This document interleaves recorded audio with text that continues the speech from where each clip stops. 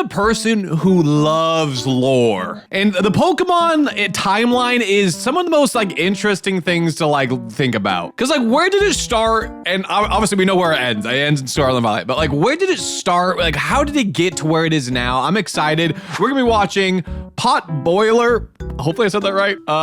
He made a video on the complete Pokemon story so far, so I'm excited to see like what it's about. I used to love watching Dobbs back in the day and his timeline stuff. So this is the first one I've watched in a while, so let's hop into it. Also, make sure to subscribe to Pot Boiler, obviously, since we're watching this video, so that'd be appreciated. But let's do it. In the beginning, there was nothing.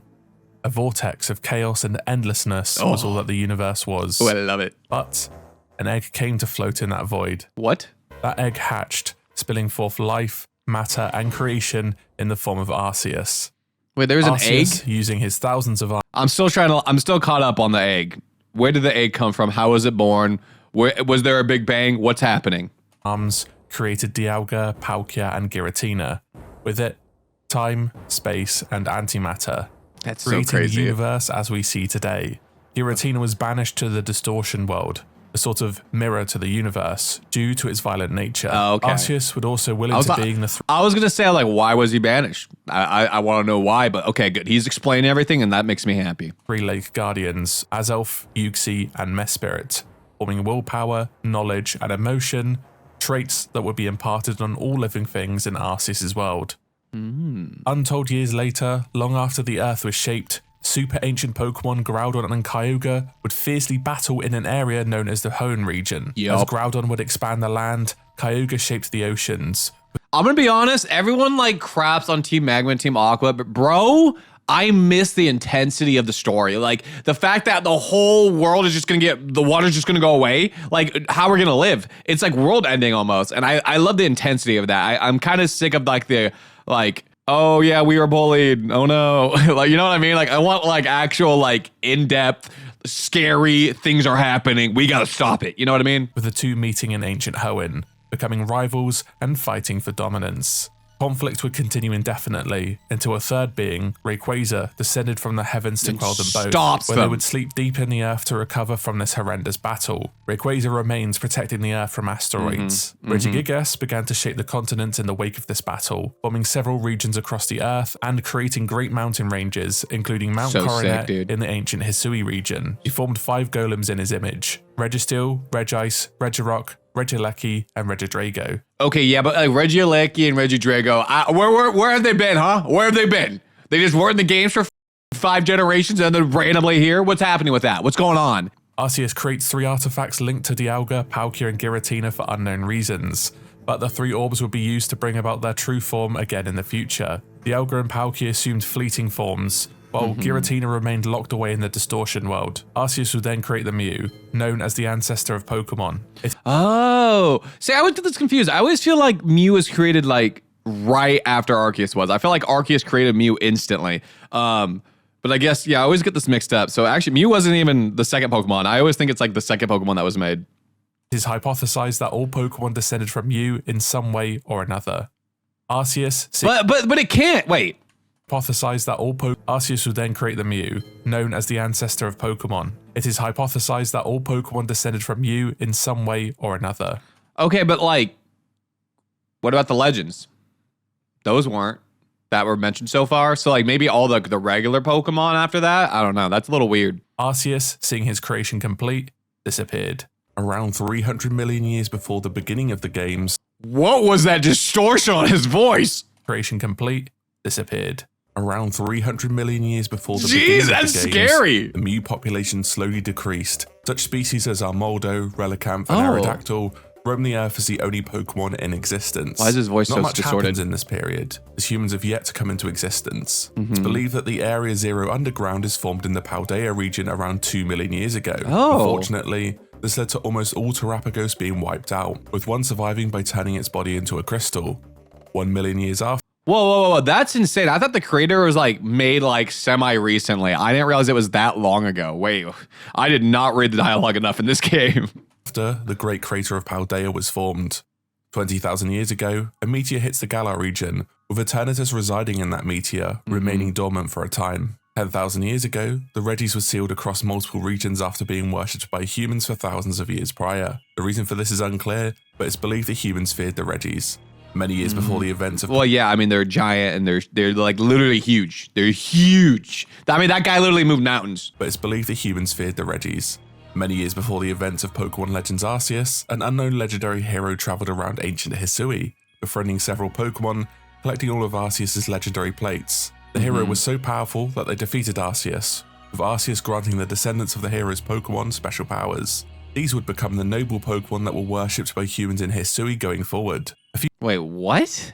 I thought the noble Pokemon were made before he defeated him. Powerful that they defeated Arceus, with Arceus granting the descendants of the hero's Pokémon special powers. These would become the noble Pokémon that were worshipped by humans in Hisui going forward. A few thousand years... I am so confused on that, because you fight the noble Pokemon before you stop Arceus. Years before Legends Arceus, the Celestica people migrated from Sinnoh, an area of Johto, to Hisui. They brought with them their culture, creating the Celestica Trail, the Celestica Ruins, and the Temple of Sinnoh. They worshipped the three mighty beings of creation along with Arceus, who is known to these people as the Almighty Sinnoh. In the Kalos region, the Kalos War occurred, causing the deaths of thousands of Pokemon and people alike. The king, AZ, loses his beloved companion Floette in the fighting. So sad. He uses infinity energy to create a machine to revive Floette, granting them both eternal life. AZ then uses this machine to end the war, killing countless Pokemon and people, but ultimately does indeed end the war. Floette became disgusted by the king's actions and fled.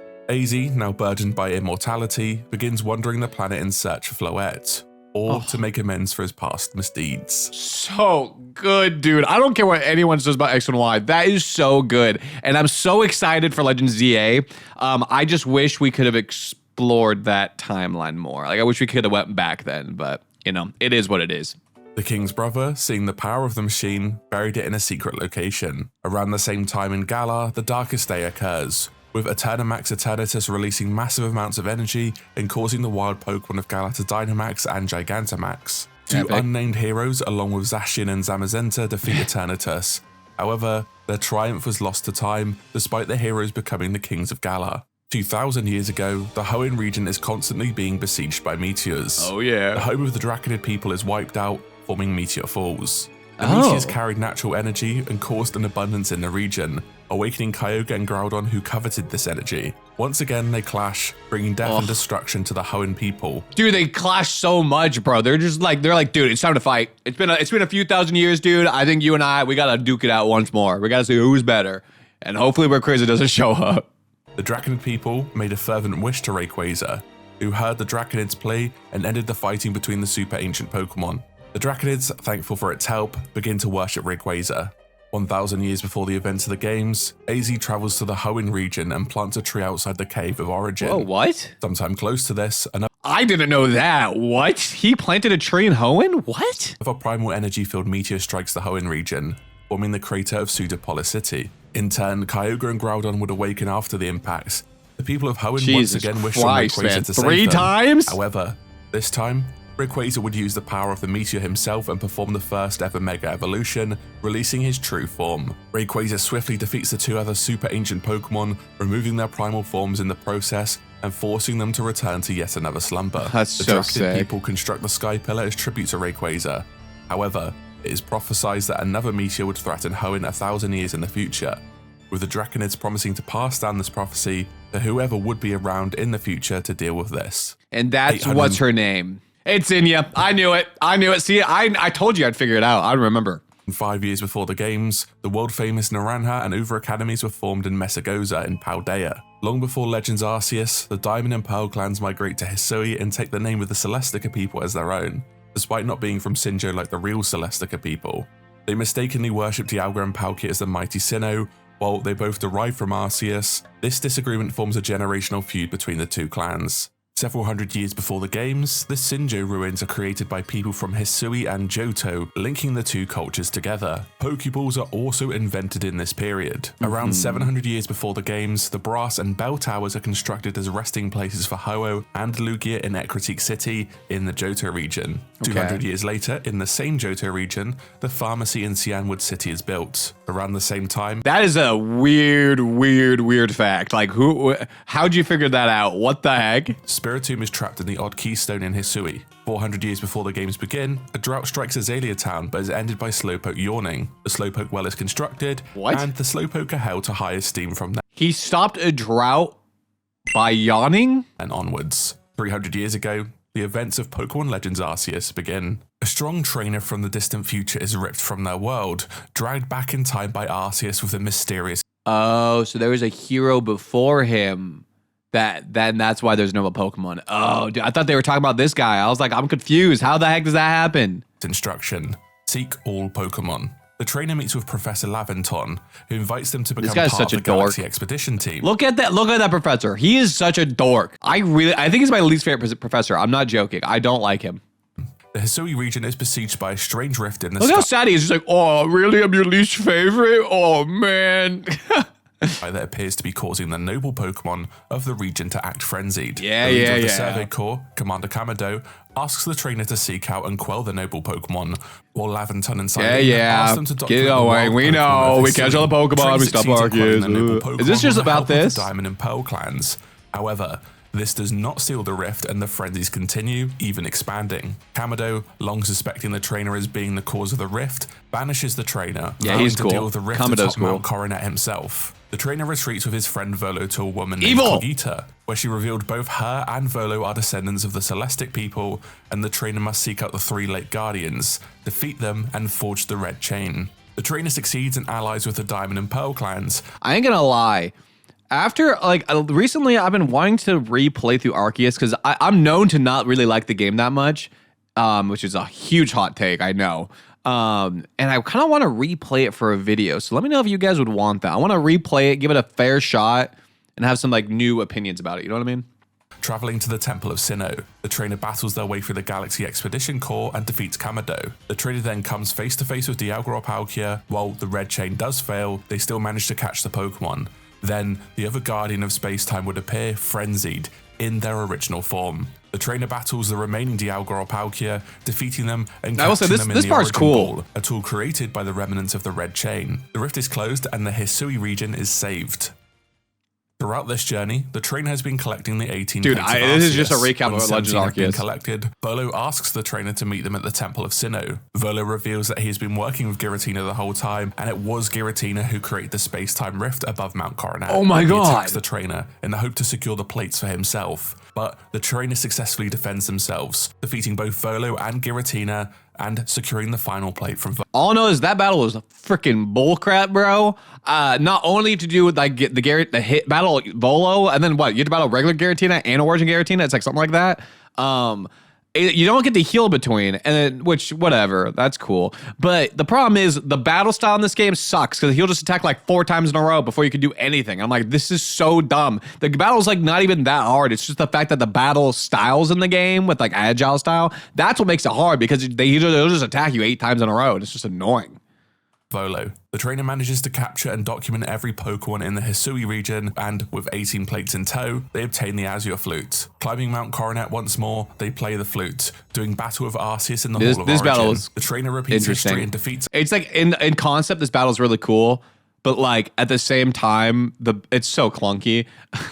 But I like the concept of it a lot. Arceus, proving them to be worthy of Arceus himself. Arceus then grants them a fragment of himself to use in battle. The trainer would go on to live out the rest of their days, helping shape Hisui and Pokemon-human relations for future generations, and themselves to come. 200 years before the games begin, the historian Heath reaches the end of the Great Crater of Paldea and records their findings in an expedition journal. Heath talks about the insane discoveries the team has made, including Paradox Pokemon. So wait, that was 200 years before the games?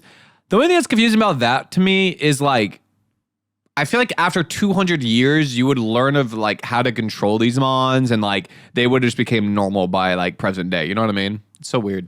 Terrestrialized Pokemon, and a chance encounter with a strange disc Pokemon, Terrapagos. So lame. 150 Terrapagos had so much potential. He is so lame. He is so lame.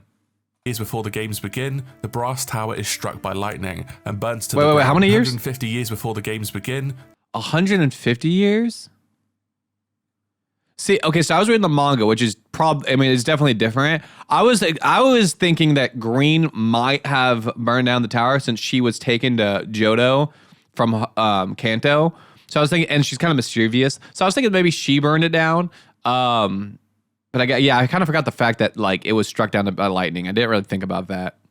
The brass tower is struck by lightning and burns to the ground. Lugia flees to the Whirl Islands. However, 3 unknown Pokemon, possibly believed to be Vaporeon, Flareon, and Jolteon, are resurrected out of pity by Ho-Oh. So cool. The inhabitants of Ecruteak City feared the Pokemon, as they had upset the balance of life and death, attacking them. The 3 beasts fled, never once retaliating against those people. Ho-Oh, ashamed of the humans' actions, fled and would never return. I will say a Legends Johto would be really cool. Like Legends Johto, Legends Unova. There's a lot of good ones they could do. And I really hope, I'm not like a big Legends fan, but I kind of hope they do it because it would be really fun to go back in that time. 50 years before the games begin, expert Pokemon trainer Mustard defeats Opal and becomes the Pokemon League champion in the Galar region. Mustard.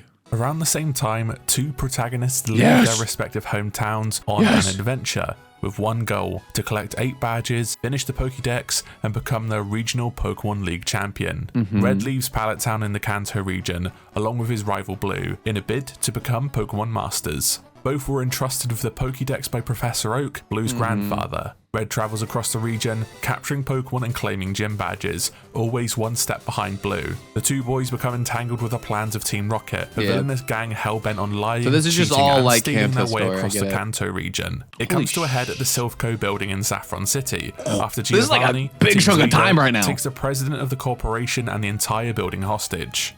Red is there to save the day and defeats Giovanni, saving the Silphco employees. Red then returns to the previously closed Viridian City gym after claiming 7 badges. Defeats Giovanni. Giovanni was the gym leader the entire time. Surprising, I know. Again, with Giovanni deciding to disband Team Rocket once and for all. Red turns his attention towards the Pokemon League, facing off and defeating Gary on the way to the badge check gates. He valiantly battles. Now, I don't like the critiquing, but I feel like you could just say like, yeah, Red defeated Team Rocket, you got the championship, whatever. You know what I mean? Like his story, Kanto's story is super, super simple. Battles his way through the Pokemon League, crushing the Elite Four. Red, ready to face the champion, comes face to face with Blue, who only just defeated Lance to claim the title of champion. Red defeats Blue one last time, smashing his dreams into smithereens. Finally, the new champion Red travels across the Sevi Islands to defeat the last remnants of Team Rocket. He helps the scientists see this is actually a fun post story though. I didn't mind the Hoenn region together via the Pokemon Network Center. Oh, no. Roughly at the same time, Brendan or May moves to Little Town from Olivine and my City girl. in the Johto I love region. these guys. Much like Red, they embark on an epic adventure after saving Professor Birch from a wild Pokemon attack. Yep. The 2 trainers become natural rivals. I'm sorry if this, like with HD graphics, like you could use in not the DS. I'm not going to say how. This game looks beautiful, and I know we already had the remake, but I really want another one. I love Hoenn.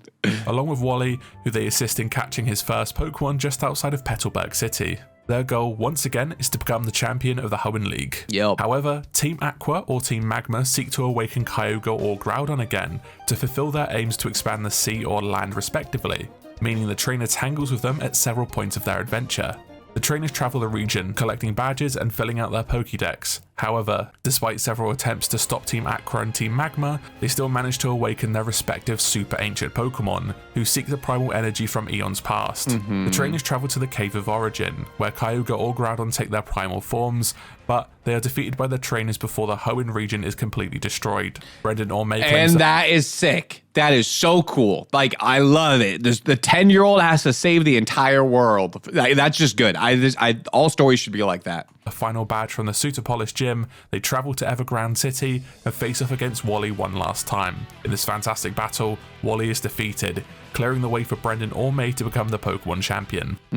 After Brendan or May becomes the Pokemon champion, a meteor is due to hit the Hoenn region. However, those at the Moss Deep Space Center hatch a plan to divert the meteor by creating a wormhole from the Infinity Energy, based off findings related to AZ using the ultimate weapon in the past. Zinnia, a descendant of the Draco people, rejects this, as the meteor would just end up destroying another planet. Zinnia plans to wish for Rayquaza to destroy the meteorite and heads to the Spear Pillar in an attempt to summon it. Brendan or May follows, with Zinnia divulging the history of the Hoenn region. Rayquaza is summoned by Zinnia, but is unable to Mega Evolve, realizing that Brendan or May possess the meteorite that allows him to transform. Rayquaza faces the trainer and is defeated and captured, with the trainer being deemed worthy of it. Zinnia then... I always thought that's weird. It's like, yo, we gotta save the world, but like, Yeah, we gotta make sure you're worthy though. So you gotta battle me real quick. Like that part's just weird. I feel like no, we're in a panic. We need to make sure to save it now. Like battles the player in order to see Rayquaza's true form. Defeating Zinnia, so cool. Brendan or May flies into space on the back of Rayquaza. This part was so sick. To smash the meteorite. Deoxys is revealed to reside in the meteor and becomes aggressive, but Rayquaza and the trainer successfully defeat and capture. Dude, that was such a cool addition to the post story. Like, oh my god! Because like as a kid, I never got Deoxys because I never had the event ticket or whatever you needed. So being able to play that as like a college student, and getting to see Deoxys in the post game like that, it was so freaking cool. I love it. Deoxys. Ethan or Lyra embark on their journey to become champion of the Johto and Kanto regions, since they share the same Pokemon League. They visit Professor Elm in New Barktown, who is studying Pokemon eggs and is entrusted with a Pokemon of their own in order to complete a task for Elm. They have to take an egg to Mr. Pokemon who lives down the way. While they complete this task, Silver steals another of Elm's Pokemon and also commits to beating all 8 gyms across the Johto region, showing up to battle Ethan. Who misses the old rivals?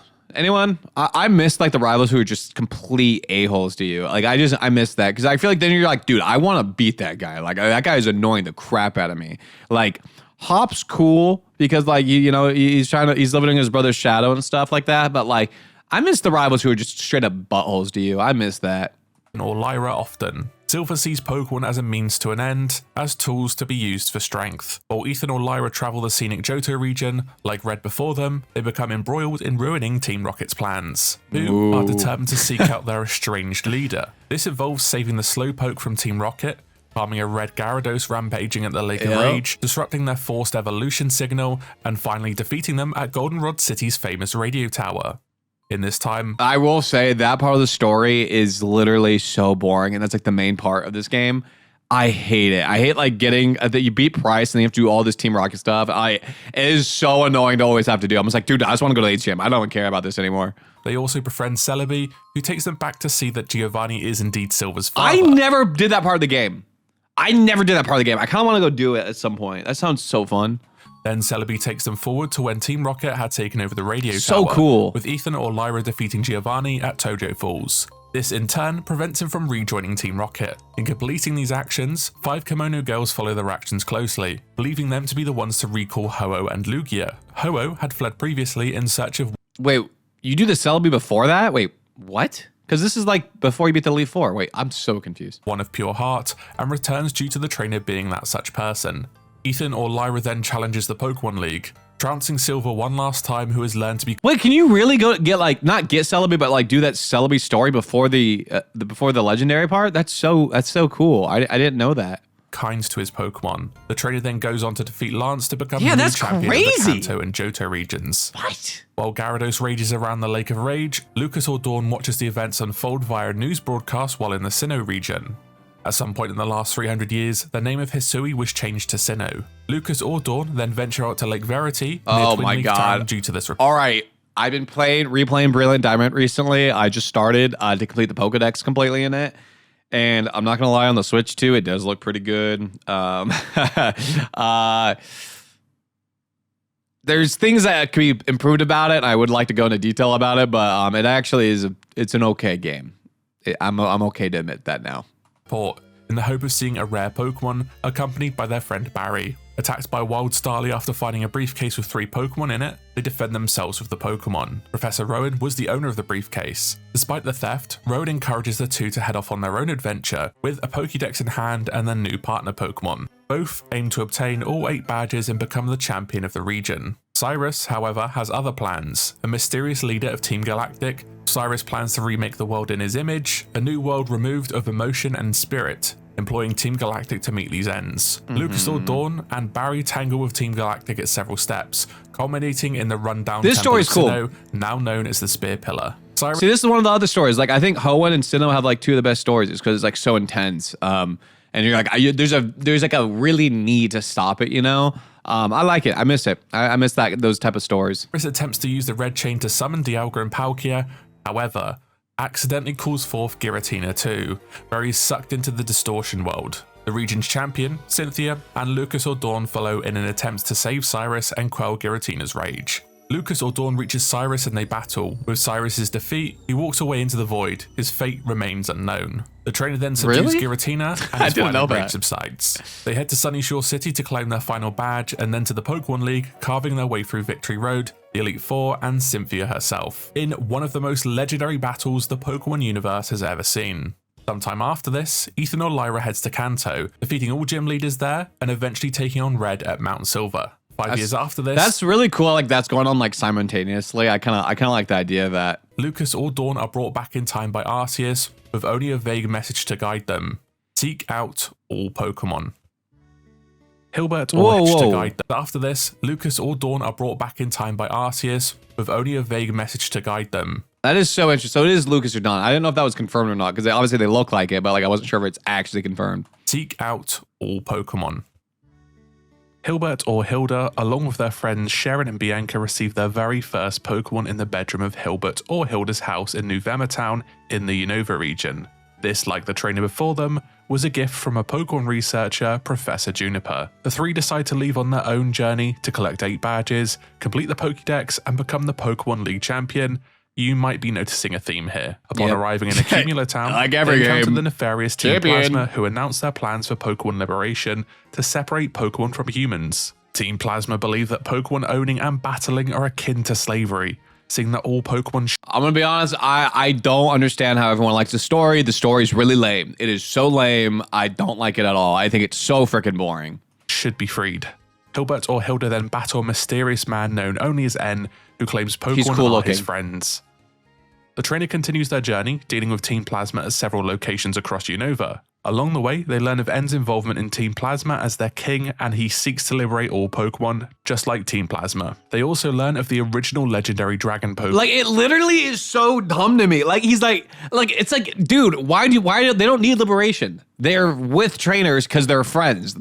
Oh my God, it actually makes me mad how people like it. I don't get it. One, which was split into 2 parts due to its owners, 2 brothers, arguing about the importance of truth and ideals. That's cool. This created 2 new Pokemon who would represent both values. And believing he has the ability to communicate with Pokemon, aims to capture Reshiram. Hilda or Hilbert also obtain a mysterious treasure called the Dark Stone. After earning their 8th badge, they travel to the Pokemon League where they defeat the Elite Four. Upon defeating them, they discover that N has already defeated the Unovan. I also hate that. I don't like that you don't get the Legendary before the Elite Four. I know it's an ignorant thing. Like, I'm like so dead, or not ignorant, but so hard-headed of me to think about. Like, I want the Legend before the Elite Four, but I don't know. I just like it before the Elite Four. It really bothers me that you get it mid-Elite Four because you already built this team, and then you got to replace one of your team members with the Legend. It's just annoying. Champion Alder and promptly summons his castle, destroying the Pokemon League. N did indeed capture the legendary Pokemon Reshiram, who was part of the original dragon representing truth. The Darkstone awakens in Hilbert or Hilda's bag, with the legendary Pokemon Zekrom, the embodiment of ideals, challenging the trainer. The trainer captures it and engages in battle with N, defeating him. Getsis, one of the members of 7 Sages and the leader of Team Plasma, reveals that he had a plan to separate people and Pokemon so he could be the only person in the entire world with Pokemon, with him using N as a tool the whole time. Getsis, you know what? I did not know that detail. That's pretty cool. Attacks Hilbert or Hilda, but is defeated. I'm okay to admit it. That's pretty cool. Defeated by them. After but he was forced to believe it, so I get it now. I get it. Okay, I understand why people like the story, but like it's still, I don't know. I don't like it as much. N and Getsis with Zekrom, N becomes sorry for all his wrongdoings and flies off to distant lands on Reshiram. Hilbert or Hilda, Sharon and Bianca continue their journey in Unova and get recruited by an undercover officer codenamed Looker to discover and arrest the remaining 6 of the 7 Sages. After the arrest of all 6, Hilbert or Hilda returns to the Pokemon League, re-defeats the Elite Four, then challenges and defeats Alder, becoming champion of Unova proper. 2 years after Hilda and Hilbert starts their journey, Nate or Rosa begins their adventure in the Unova region. I'm sorry, I like Black and White 2 way more. And also, hot take, I think the male characters in this aren't as good. This one's better. Female Hilda, or the female characters, it just looks better. I don't know. I like the design way more.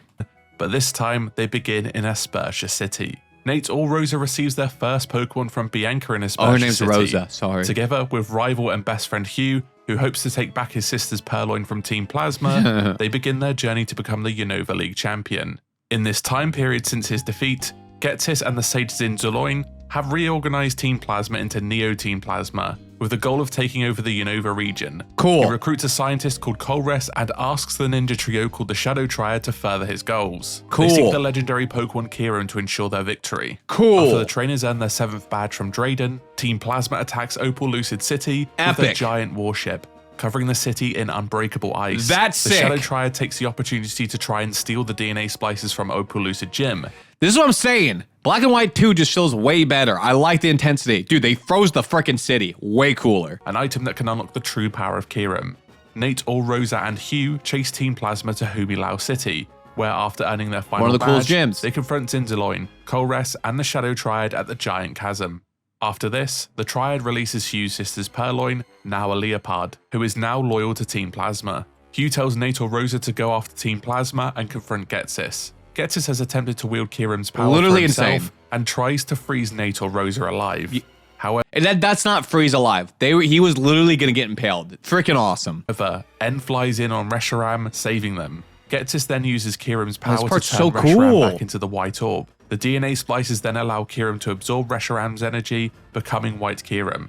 I'm sorry. How does anyone like Black and White more than Black and White 2? I don't understand it. I don't get it. The Kyurem was part of the original dragon, and when it became Reshiram and Zekrom, Kyurem was the leftovers of that original dragon.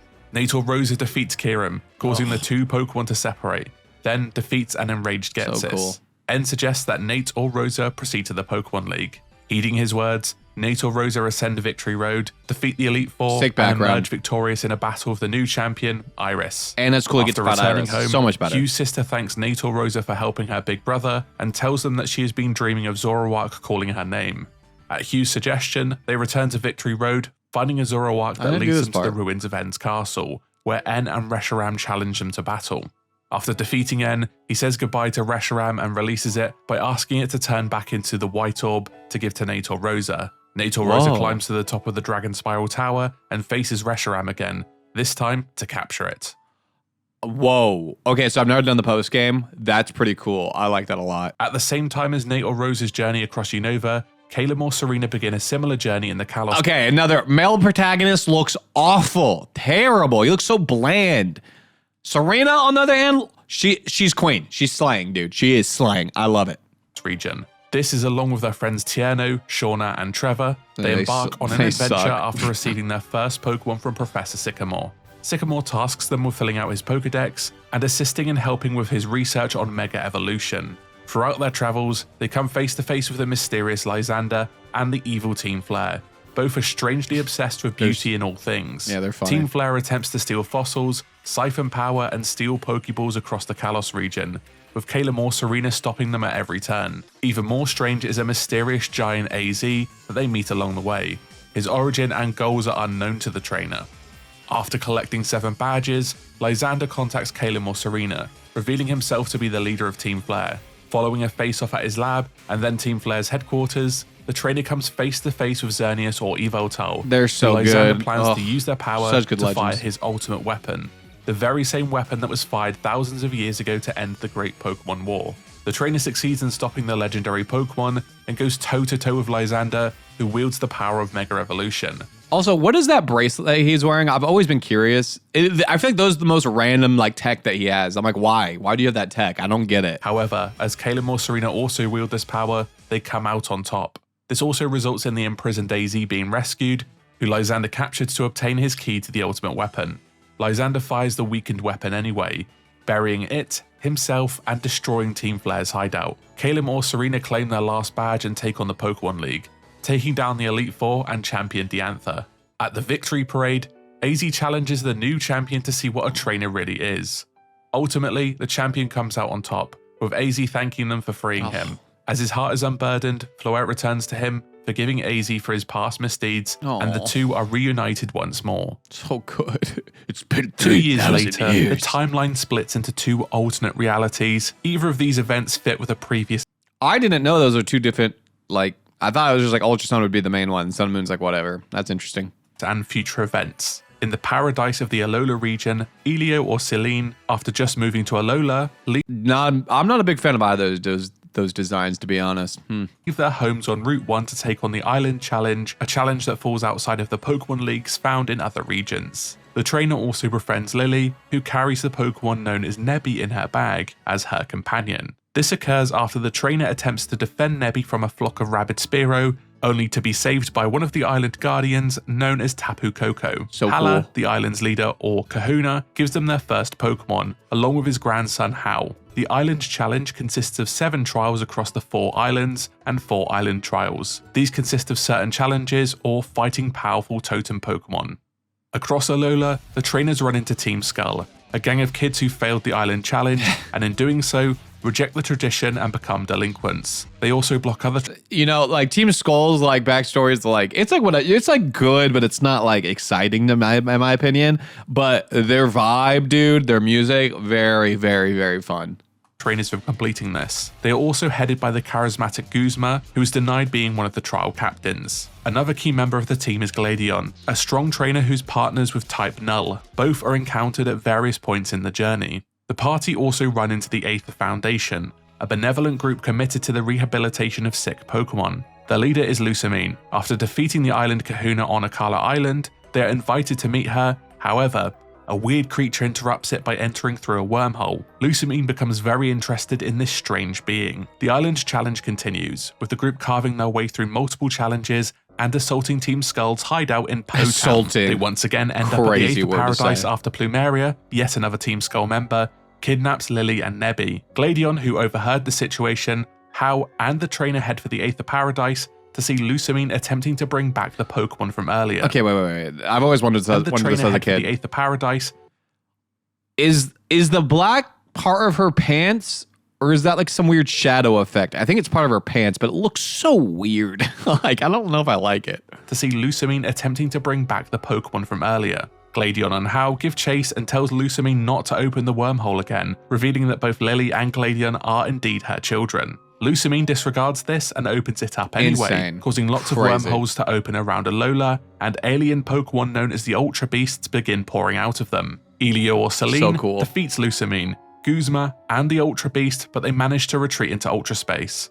For some reason, Nebby takes on a new form. Gladion grants Elio or Celine the Moon Flute and Sun Flute, then helps the party to get to Pony Island to continue their Island Challenge. Hapu is there, who the group met previously on Akala Island. She reveals the island has no Kahuna, but Tapu Fini agrees to make her the new Kahuna. Hapu even tells them about a ritual that needs to be completed at the altar of the sun or altar of the moon to summon the legendary Pokemon Solgaleo or Lunala. See, I get like why people don't like to begin this game because it's really slow and then you have like a lot of dialogue you have to go through, but like the actual story itself, though, is really fun. I really enjoy playing through Sun and Moon. I think I always enjoy it. Like, every time I play it, it's always fun. There's a lot of Pokemon you can catch. It's a good game. It's a really good game. But they need the other flute to complete it. This is located on Executor's Island. Both Lily and the trainer travels there to obtain Lily's flute. At the altar, the duo is attacked by Team Skull, but Plumeria stops the fighting to try and find out what happens to Guzma. After hearing the reality of this situation, she lets them both continue to the altar. Once the flutes are played, Nebby is taken from the bag and evolves into Solgaleo or Lunala. Nebby has the power to travel through Ultra Space. This allows them to seek out Lusamine. The team successfully finds Lusamine and Guzma. A battle with Lusamine ensues, with her sending out the Ultra Beast Nihilego. This is sick. Then Lusamine fuses with it, taking the role of the Pokemon in the battle. Like, Nebby luckily... Yusum not having this was insane, because like this part was actually really cool. I feel like Yusum should have included this as well, because that like fusion thing is insanely cool. Manages to separate them, with Nebby transporting all the humans back to their dimension. Hapu takes Guzma and Lusamine to safety, while Lily claims she is not a trainer, and Nebby would be happy with Elio or Celine. So they battle, and the legendary Pokemon is captured.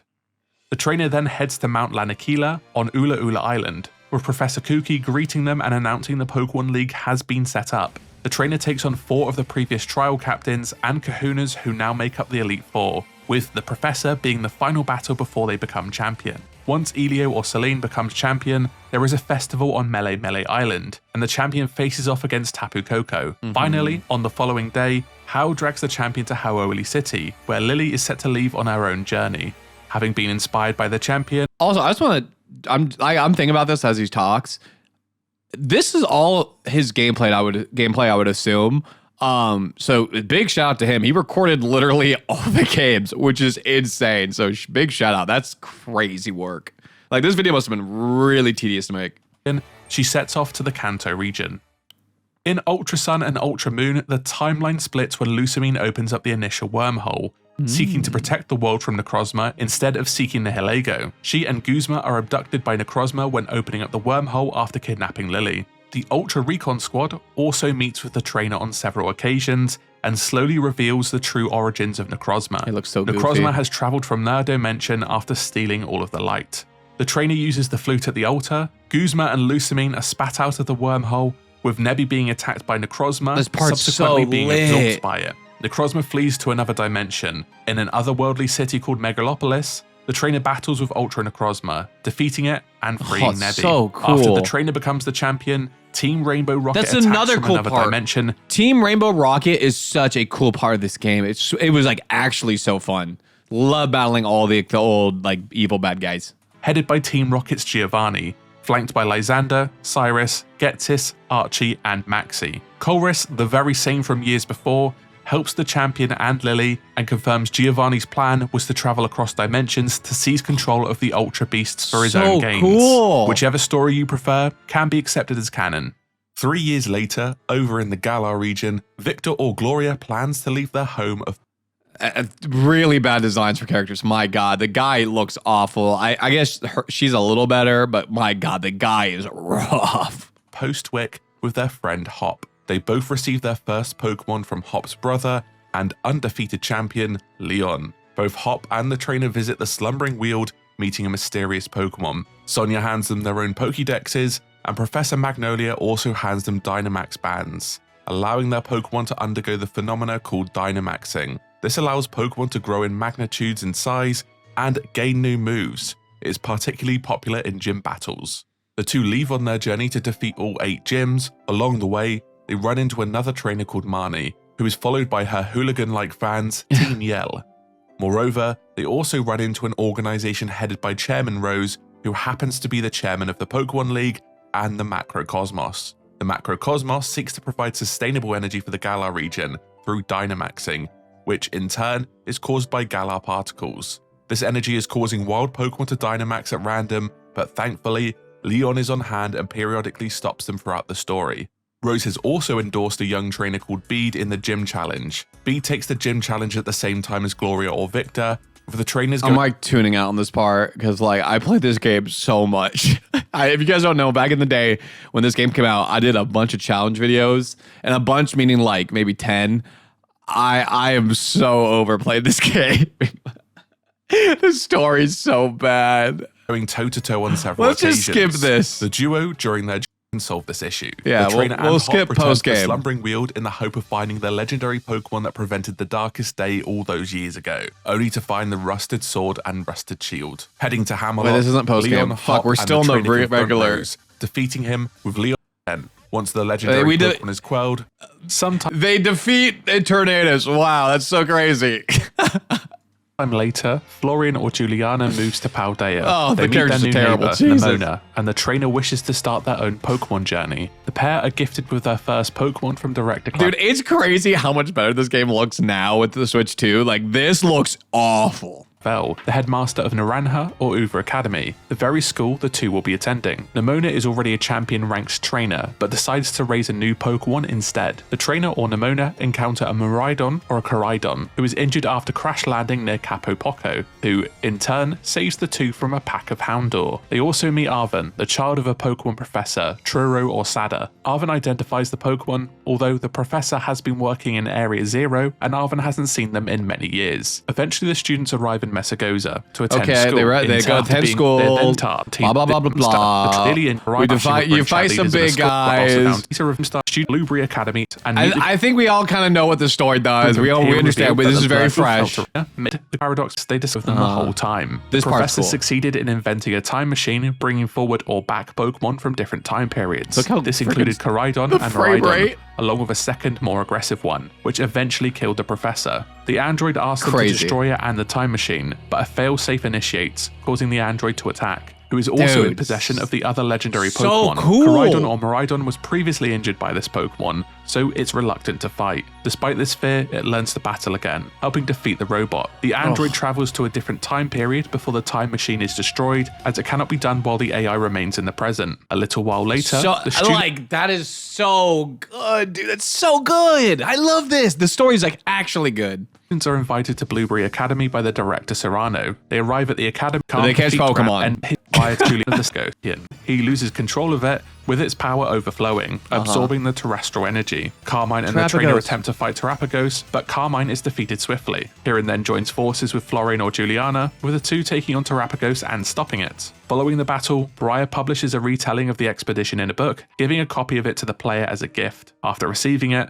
the trainer visits the crystal pool in Kitkami, causing Terapagos to emerge from its Pokeball and a strange mist to appear. Professor Sado, or Professor Churro, emerges from the mist, who seems to have somehow been transported through time and space. The professor becomes fascinated by various things the player tells him about, especially the information presented in Briar's book. Wishing to study it further, the professor trades it for their cherished copy of the Scarlet Book or Violet Book before the mist disappears and they're transported back to where they came from. And that just about does it. Where Legend ZA will appear on the timeline is anyone's guess, but it's almost certainly set in the near future. We'll just have to... Yeah, I'm excited for Legends. Yeah, it's gonna be good. But I also, like, before we end this video, I think it'd be really cool if all like the main characters, like from all like the from all the games, like had to meet up in like a future game to like stop some huge disaster. If that ended up happening where all the worlds like kind of come together, that would be so cool. But I don't know, that's just like a cool thing I was thinking of during this. But anyways, if you guys enjoyed the video, hit the like button, subscribe, make sure to show some love again to Pop Boiler. This video probably took a long time to make, so make sure to go show some love. But love you guys, appreciate you guys. I'll see you guys all in the next one. Peace out.